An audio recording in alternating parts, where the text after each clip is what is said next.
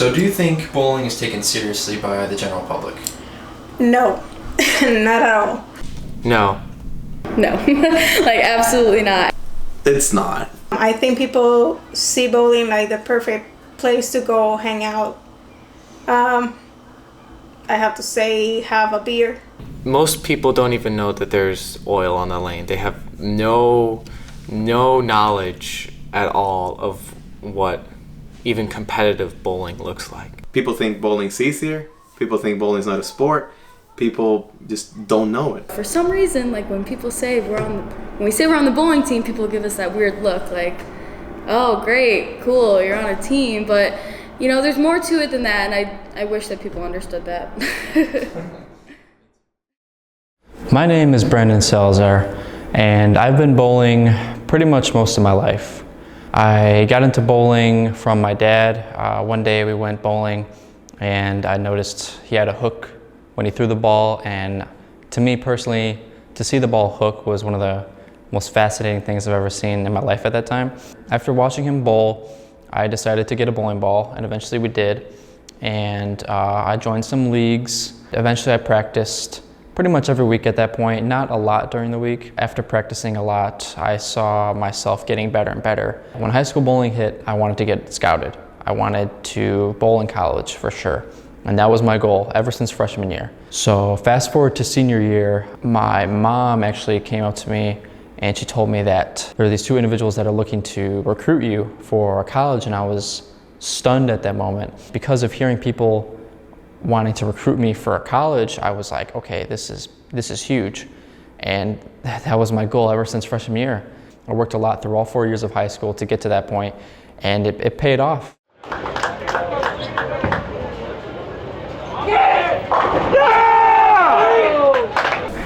Bowling has brought me a lot of new opportunities. Bowling has given me a lot of new friendships with people, with a lot of other bowlers, with a lot of other people other than bowlers. So I'm really glad I was able to get into bowling to get to this point in my life where I'm pretty happy with it. Bowling is not taken seriously, and it's something that has been on my mind for a long time now. I've wanted to create a documentary like this to show people that bowling is so much more than throwing a ball down a lane. It's so much more than just hitting pins. I just think it's ridiculous that people don't understand what we go through, what we do, what our routine is, because we work our butts off for this. It's our sport and we love it. And just to be belittled by it is very disrespectful and unnecessary. It really sucks that bowling doesn't get recognized. And I just hope one day people will understand what bowling really entails, because it entails so much more than throwing a ball at pins. It's so much more than that. Bowling has a long and rich history. It even dates back to 3200 BC with the Egyptians. When it got to the late 1800s, the American Bowling Congress was born. As time went on, bowling began to grow more and more. The rubber ball changed to a urethane ball, and pin boys became pin spotters. The sport was growing faster than ever. Then it hit television and blew up. Eddie Elias founded the Professional Bowlers Association, and its championships were aired on ABC with tons of people watching. Fast forward to today, bowling is at its height in skill. We have reactive resin for bowling balls and thousands of oil patterns to make the sport become more skill-orientated. Unfortunately, it's a sport that gets overlooked by most today, and it's a problem. My name is Fidel Marchena. I'm 27 years old, and I consider myself an athlete. I've been bowling for over 20 years. I competed in college. I got my education through college, and now I still compete to this day. I'm David Ritchie. I'm studying business management and marketing at Judson University, and I'm also on the bowling team. Bowling to me is there is intrinsic value for me because I do love the sport. I just love it. So there is intrinsic value. So how has bowling affected your life? Well, without bowling, I will be in a very different place than what I am today. By bowling, I got to meet my wife. I got to raise my family, meet all my friends. Without bowling, my life would just be totally different. I would probably been a different career. I would have studied in a different college. I couldn't even imagine my life without it. It's a lot of fun traveling across the Midwest and competing in different tournaments against other great bowlers across the Midwest and sometimes across the country if it's a larger tournament. So how does bowling make you feel?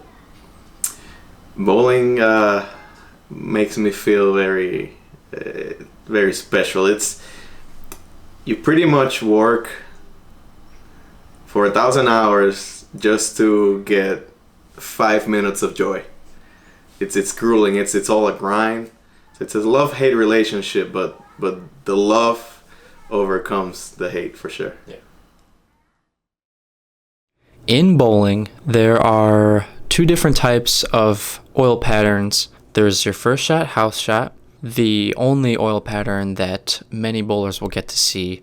And then your next shot is sport shot, which professional bowlers and tournament players often compete on. The oil in the lanes makes such a big difference in bowling. Probably the biggest difference in bowling, and you can't see it. Collegiate bowling, you have to be very technical with how you throw the ball, where you throw the ball, and you don't have a lot of room for error because of how they set up the oil patterns. They're a lot harder. Sport shot patterns are pretty much, you have 1 or 2 boards to hit the pocket pretty much, and if you miss more than 1 board, your target, or 2, it could be something horrible. I'm Astrid Valiente, I'm from Puerto Rico, and I bowl in college for Pikeville University. Hi, my name is Nora Russell. I'm a photography major here at Judson, and I've been bowling basically my entire life. So what is bowling to you? Bowling for me is life, man. I've been doing this for 20-something years. I've been bowling for, in a very competitive level. I started my family through bowling. I got my daughter through bowling. I got my job through bowling. So bowling for me, it's everything pretty much. It just takes my life. What is bowling to me? Bowling it's a team sport. It's something that you can't do on your own. A lot of people think that it's an individual sport, but I've learned through collegiate bowling that it's something that every single player on the team brings the whole score. So it's something that it's a team effort, and it's something that you need to keep a very strong mental game for to be able to succeed. It has been giving me a lot of good, more than bad. It's a very hard sport, so you can get stressed out easily, but when you see the positives and everything that I have achieved through it, I mean, perfect for me, and I love it just because of that. Well, like I said before, I've been bowling basically my entire life. So I've always done leagues, but I never really was very competitive about it until high school. And that was kind of when this switch flipped in my brain that this is more than just a hobby. To me, it's something that I would love to do competitively. And then once I got recruited, I realized that I could become a better bowler and do it competitively at the same time. So it's kind of like a win-win.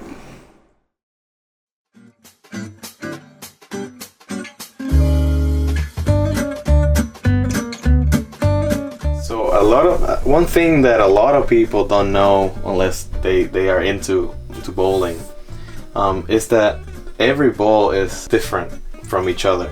Your tournament bowler will probably go to a bowling alley for a tournament with more than just 1 ball, maybe 3, 4, or even 6 balls, and each ball is gonna react different. Each ball is gonna hook a little more or hook a little less. Here we have 4 examples of the different kind of balls. This ball is a urethane ball, so it's made mostly out of urethane, which was the old way of making balls before the technology developed. So these balls do not hook a lot. So when the lanes don't have a lot of oil, we tend to use these kind of balls. This ball here, it's reactive, so it's the generation right after the urethane, and it's reactive and it's dull. So it has surface right now. We have sanded it so that the sanding makes the ball hook a little earlier, but it still hook a lot. Here we have the same reactive kind, but this one it's shiny. You can see reflections on it. It's kind of like a mirror. So the shine will make the ball go longer down the lane and then hook. So we have 3 different shapes. The last one, this is we call it plastic ball. It's basically a straight ball. This ball, if you leave 1 pin or 2 pins, you might want to just throw straight at it. It's a little easier. And some people decide not to use a ball. Some people just use urethane for it, or even your regular reactive balls. It just depends on the preference. So let's talk about getting into practice bowling in your first game on a sports shot, whether it's in a tournament or a league. Essentially, you want to grab the ball that is, it's not going to be too strong, but it's not going to be too weak. It's that Goldilocks type ball. And what it's going to do, it's going to give you the best look, whether if it hooks less, then you know to ball up to a stronger ball, or if it hooks too much, then sometimes you could ball down, or you could switch to a ball that has a different layout that will make the ball go longer. There's hundreds of different layouts you can make in a bowling ball, and the main thing that defines it is where the pin is on it. And these 2 marks, this is called a pin, and this is called the CG, or center of gravity. Depending on how you drill the fingers, based off these two reference marks, the ball's gonna roll different. The ball's gonna hook different. The ball's gonna do something completely different. And there's a million possibilities into how you're gonna drill it.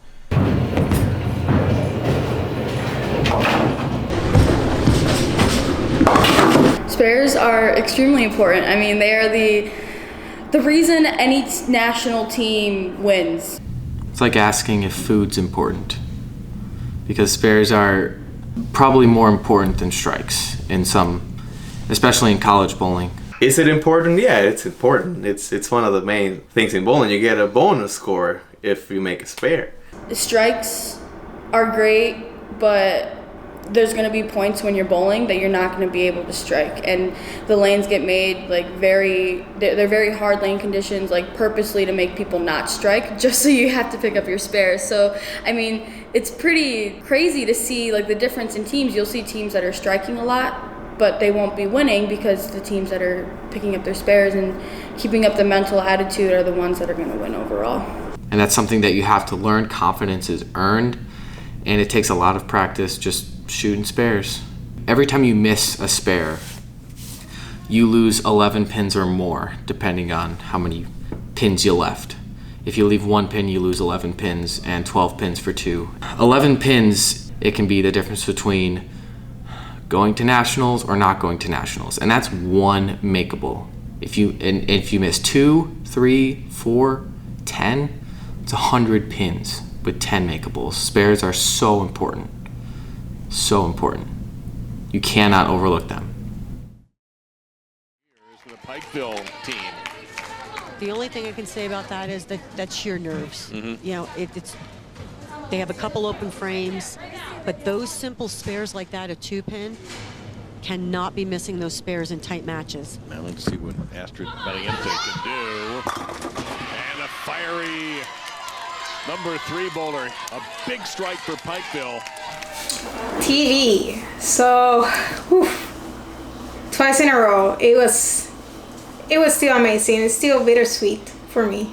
It's something that so many people want to have in their resume and their experience. So, I mean, it's a feeling that you can tell that it still excites me. But also I have learned after that experience that sometimes even if you make the shot, you have to keep it in the same level, so you don't get overexcited or too concerned or everything, so you can be able to control your emotions, your mental game. You can stay stable. So the TV show helped me a lot to grow as a bowler too. I was representing my national team in the Bolivarian Championships, which it's like a Central American Championships. And in that tournament, I won 2 gold medals and 2 bronze medals. And one of the golds, I got it as in partners with my wife, which was really cool to have that experience. Through all those medals, we were able to get more funds from the government, which helped us, pay some of the bills we have and go to more tournaments and things like that. So it has been the biggest tournament, that the biggest effect on my life and other people too.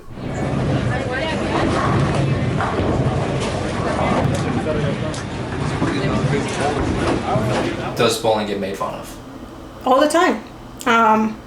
And it's upsetting. Bowling definitely gets made fun of as not being a sport. Yeah, a lot. A lot of people are embarrassed to say that they are bowlers? I mean, I've kind of heard it around school, like, you know, or we'll say we're on the bowling team and then you hear people chuckle. I want to try to make the most I can of my shots, and it's very hard when I don't get that and people just see it like, oh, I just got a strike. Well, I shot 160 doing luck by luck, pretty much. Bowling gets made fun of all the time. I remember my friend in high school was complaining about how easy the sport was because he described it as taking a heavy ball and throwing it at a bunch of pins, and apparently for him that was easy. It's upsetting. It's upsetting the fact that I do know a lot of people that actually doing sport for college and for life. They're like, oh, and why are you doing that? Like, is that even a sport? So again, it's something that hopefully will change with the time.